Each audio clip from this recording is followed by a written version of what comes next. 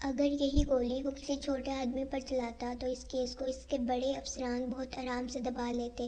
Driving کرتے وقت اس کا موڈ کافی خراب تھا، مگر کمشنر صاحب کی مجبوری تھی، انہیں بھی اپنے اوپر جواب دینا تھا۔ بہرام ہاسپٹل کے پارکنگ ایریا میں گاڑی پارک کرتے ہوئے سوچ رہا تھا، تب اس کی نظر اس لڑکی پر پڑی جو اس کے دیکھنے سے پہلے اپنا چہرہ آنچل سے چھپا کر گیٹ سے باہر نکل گئی تھی، لیکن وہ آنکھوں سے اسے پہچان چکا تھا۔ حرم بے ساختہ بہرام کے منہ سے نکلا، حرم یہاں کیا کر رہی تھی؟ زیادہ خون بہنے کی وجہ سے کل تک اسے اتنی کمزوری تھی کہ وہ 4 قدم بھی مشکل سے چل پا رہی تھی، اور اس وقت وہ ہاسپٹل کے پارکنگ ایریا میں۔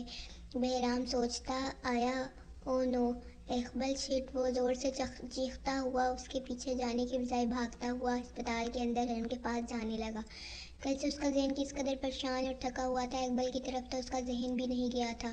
ہاسپٹل کے پرائیویٹ روم کے باہر اس نے کمر کی ڈیوٹی لگائی تھی، جو اس وقت وہاں موجود نہیں تھا۔ بہرام تیزی سے کمرے کے اندر آیا، خالی کمرے میں نرس کو دیکھ کر اس کا دماغ بری طرح چکرایا گیا۔ کہاں ہے میری وائف؟ وہ نرس کے پاس آ کر اتنی زور سے چیخا کہ نرس بری طرح سہم گئی۔ بہرام تب اسے اپنی پشت سے حرم کی آواز آئی۔ بہرام نے دیکھا وہ واش روم کے دروازے پر موجود تھی، جسے دیکھ کر بہرام نے اطمینان سے اپنی آنکھیں بند کر کے خدا کا شکر ادا کیا۔ وہ تیزی سے حرم کی جانب بڑھا اور اسے اپنے حصار میں لے لیا۔ حرم جو واش روم جاتے ہوئے بری طرح کانپ گئی تھی، بہرام کے اس انداز پر بری طرح بوکھلا گئی۔ نرس یہیں موجود آپ کو دیکھ رہی ہے۔ بہرام پیچھے ہٹے۔ حرم نے خود بھی شرمندہ ہو کر آہستہ آواز میں بہرام کو ہوش دلایا، دیکھنے دو، مجھے اطمینان کرنے دو کہ تم بالکل صحیح ہو۔ بہرام اسے اپنے حصار سے آزاد کرتا ہوا حرم کا چہرہ تھام کر اسے دیکھتا ہوا مزید تسلی کرنے لگا۔ میں بالکل ٹھیک ہوں۔ بہرام کیا ہو گیا ہے آپ کو؟ حرم کو لگا وہ کچھ زیادہ ہی حساس ہو رہا ہے، اس لیے وہ حیرت زدہ ہو کر بہرام سے پوچھنے لگی، آئی تھنک تم کل ٹھیک کہہ رہی تھی کہ ہمیں اسپتال کی بجائے اپنے گھر چلنا چاہیے۔ میں ڈاکٹر سے بات کر کے آتا ہوں۔ بہرام حرم کو دیکھتا ہوا بولا، کیونکہ وہ اس کے لیے مزید کوئی خطرہ مول نہیں سکتا تھا۔ ڈاکٹر بھی راؤنڈ پر آئے تھے، چیک کر کے گئے ہیں، کل تک ہی ڈسچارج کریں گے وہ۔ بہرام حرم کو تھام کر آہستہ سے قدم اٹھاتا ہوا بیڈ کی طرف لے جانے لگا، تو حرم اس کو بتانے لگی، میں کر لیتا ہوں ڈاکٹر سے بات، تم اپنے مائنڈ میں رکھو، ہمیں تھوڑی دیر بعد یہاں سے نکلنا ہے۔ بہرام اسے بیڈ پر بٹھاتا ہوا بولا، تو نرس انتظار میں کھڑی تھی۔ حرم کے بیڈ پر بیٹھتے ہی وہ اس کی کلائی کی ڈریسنگ کرنے لگی، کہاں پر موجود تھے تم؟ میں نے تمہیں روم سے باہر ڈیوٹی کے لیے کھڑا کیا تھا یا پھر آوارہ گردی کرنے کے لیے؟ بہرام حرم کی کلائی پر چھری کا نشان دیکھتا ہوا غصے میں اپنے موبائل پر کمر کو جھڑکنے لگا۔ نرس نے سر اٹھا کر اس غصے کے تیز انسپکٹر کو ایک بار پھر دیکھا، جو شاید صرف اپنی بیوی سے ہی سکون سے بات کرتا تھا۔ اتنے میں وارڈ بوائے روم میں کھانے کی ٹرے لے کر آیا، جسے بہرام نے ویسے ہی واپس کروا دی، کیونکہ یہاں اقبال کا موجود ہونا اتفاق نہیں ہو سکتا تھا، اس کے پیچھے ضرور کوئی وجہ تھی۔ وہ ہر چیز کو شک کے دائرے میں دیکھ رہا تھا اور حرم کے معاملے میں کوئی رسک نہیں لینا چاہتا تھا۔ حرم کا ہسپتال کی بجائے اس کے ساتھ اس کے اپارٹمنٹ میں رہنا ہی ٹھیک تھا۔ مجھے بھوک لگ رہی تھی بہرام، آپ نے کھانا بھی نہیں کھانے دیا۔ نرس کے وہاں سے جانے کے بعد حرم بہرام سے ہر کھانا باہر سے پیک کروا لیں گا، یہاں معلوم نہیں کھانے کا کیسا ٹیسٹ ہو، میں ڈاکٹر سے بات کر کے آتا ہوں، تم جب تک ریسٹ کرو۔ بہرام حرم کو بولتا ہوا کمرے سے باہر نکل گیا۔ کمرے سے باہر موجود کمر بہرام سے معذرت کرنے لگا، جس سے وہ غصے میں گھورتا ہوا ڈاکٹر کے پاس چلا گیا۔ گھر آنے کے بعد غصے میں اس نے ہاتھ میں موجود بیگ ٹیبل پر پھینکا اور چادر اتار کر دور اچھال لی۔ اسے گھر آتے دیکھ کر جو اس کے نزدیک آیا، چلے جاؤ جو اس وقت یہاں سے۔ وہ بیزار ہو کر اپنے پلے ہوئے کتے سے بولی، آج اسے کتنا زبردست چانس ملا تھا جو بہرام کی جلد ہسپتال آنے پر وہ گنوا چکی تھی۔ اپنی کلائی پر موجود نکلی زخم کو دیکھ کر اقبال سوچنے لگی، اسپتال کے روم سے باہر کھڑے پہرے دار کو بھی وہ ڈرائیور کے ساتھ باتوں میں لگوا چکی، صرف اسے حرم کے کمرے میں جا کر حرم کو بے ہوش کر کے اپنے آدمیوں کی مدد سے اسے کمرے سے باہر نکلوانا تھا۔ وہ آدمی جو پہلے سے ہی اس کی مدد کے لیے اسپتال کے یونیفارم میں موجود وہیں پر کام کرنے والے لگ رہے تھے۔ حرم کو اسپتال کی حدود سے نکالنے کے بعد وہ لباس تبدیل کر کے بیڈ پر لیٹ جاتی، مگر اس سے پہلے اسپتال کے مین گیٹ پر کھڑے اقبال کے آدمی نے کال کر کے اسے بتایا کہ بہرام کی گاڑی اسپتال کے اندر داخل ہو چکی ہے، اس لیے اقبال کو منہ چھپا کر اسپتال سے جلد باہر نکلنا پڑا۔ وہ اپنی طرف سے بہرام کو ذرا سا بھی شک میں مبتلا نہیں کرنا چاہتی تھی، کیونکہ وہ بات کی کھال نکالنے والا مرد تھا۔ آج تمہاری بیوی بچ گئی، مگر اگلی دفعہ میں کوئی بھی موقع اپنے ہاتھ سے نہیں جانے دوں گی۔ وہ سلوشن کی مدد سے نکلی زخم کو صاف کرتی ہوئی سوچنے لگی، بہت مشکل ہو رہا تھا اس کے لیے حرم کو اپنی جگہ بہرام کے ساتھ برداشت کرنا، पूरा हफ्ता गुजर चुका था हरम को अस्पताल से बहराम के साथ उसके फ्लैट में आए हुए। इस एक हफ्ते में उसने बहराम को सिर्फ अपनी केयर करते एक अलग ही रूप में देखा था। वो पुलिस स्टेशन भी नहीं जा रहा था, मुसलसल हफ्ते भर से घर पर मौजूद था। पूरे हफ्ते बाद आज वो अपने आप को गुजरे दिनों के मुकाबले में बेहतर महसूस कर रही थी। वो इस काबिल हो चुकी थी कि उठकर चलती फिरती। बहराम के मुंह कर मना करने पर ही हरम ने इस वाक़े का जिक्र ना तो जिया से किया था, ना ही अपने चचा जान की फैमिली से। आज शाम जब बहराम घर से निकला तो उसके पीछे निग्गी और अजीज उससे मिलने आ गए। बहराम की वापस लेट आमद पर वो लोग थोड़ी देर और बैठ गए। बहराम उन दोनों से बहुत अच्छे तरीके से मिला, खासकर अजज से। अब मालूम नहीं इन दोनों के जाने के बाद बहराम उसके साथ कैसा रवैया रखता। हरम के दिल में वैसे ही ख्याल आया, कहाँ चले गए थे आप शाम में इतनी देर के लिए? उन दोनों जाने के बाद हरम बहराम से पूछने लगी और साथ ही बहराम का ड्राई क्लीन हुआ यूनिफॉर्म वार्डरोब में रखने लगी। एक जरूरी काम था कि किसी के बारे में कुछ मालूमात करवानी थी। फिर वहाँ से अफान के पास चला गया, सोचा उसको भी देख आऊँ। बहराम हरम को बताता हुआ उसके पीछे चलकर किचन आया था, जहाँ ट्राली में रिफ्रेशमेंट का सामान मौजूद था, जो थोड़ी देर पहले हरम ने इज्जत और निगी के सामने रखा था। हरम सारी चीज़ें बॉक्स में डालती हुई बोली, कैसी है अफान की तबीयत? आप मुझे भी साथ ले चलते, मैं भी देख लेती उसको। हरम की बात सुनता हुआ वो बॉक्स में रखे हुए नगर उठाकर खाता हुआ बोला, पहले तुम खुद की तबीयत तो ठीक कर लो, फिर चलना। किसी दिन अफान की अम्मी बहुत अच्छी नेचर की हैं, वो पूछ रही थी तुम्हारा। अफान तो हमारे वलीमे में अपने किसी प्रोजेक्ट की वजह से नहीं आ सका था, मगर उन्होंने शिरकत की थी। मैंने तुम्हें उनसे मिलवाया भी था, मालूम नहीं तुम्हें याद है कि नहीं। बहराम ने हरम को बर्तन वाश करते देखा तो किचन में छोटा मोटा फैला हुआ काम खुद ही निपटाने लगा।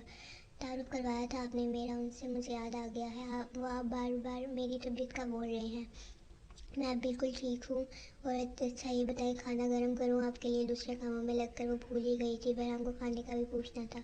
पानी का टाइम बंद करती हुई वो बहराम के लिए प्लेट में खाना निकालने लगी। वैसे ही बहराम उसके हाथ से प्लेट लेता हुआ बोला, मेरे मना करने के बावजूद अफान की अम्मी ने ज़बरदस्ती खाने पर रोक लिया। मैं खाना खा चुका हूँ तो वो अपने लिए खाना निकाल लो।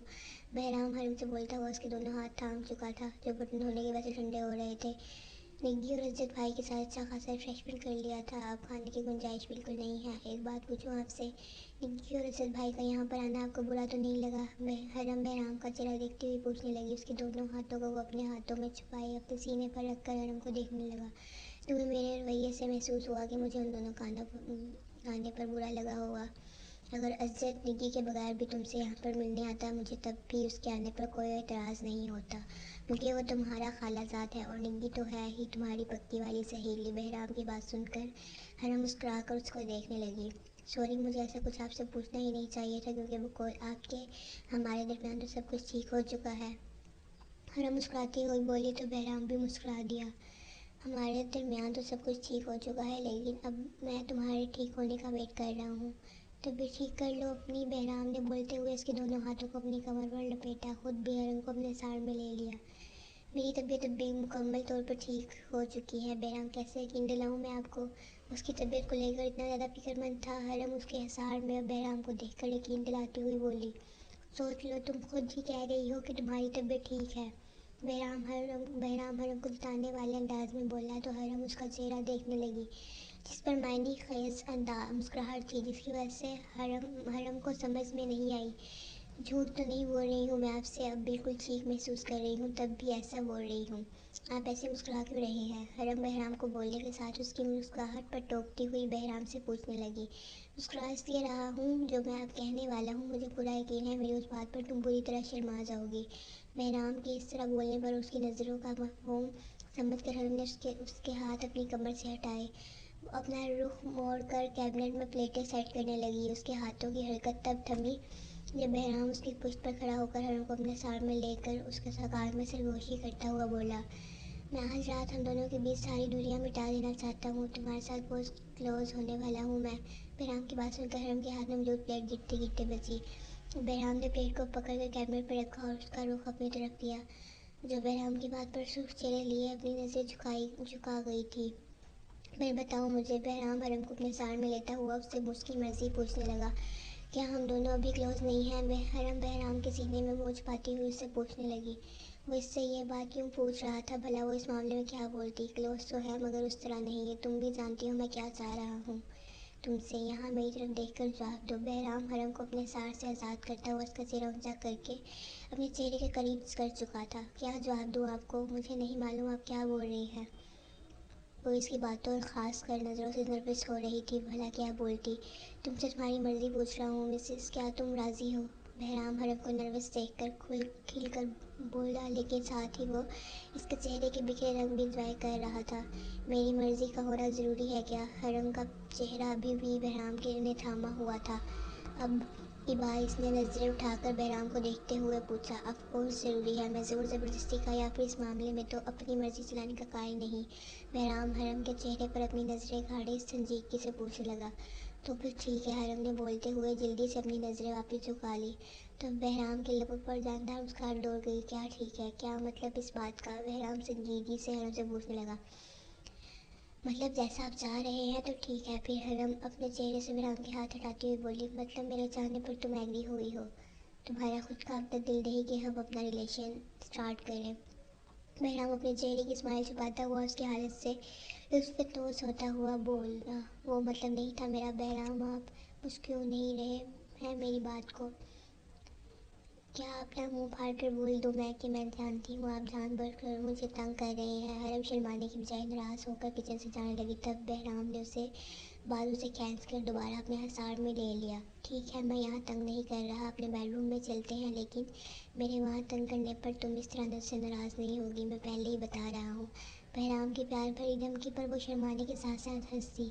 एग्री? हरम की मर्ज़ी सुनकर बहराम ने उसे अपने दोनों बाजुओं में उठा लिया। क्या हर शोहर को इसी तरह अपनी बीवी को उठाकर बेडरूम में ले जाना ज़रूरी होता है?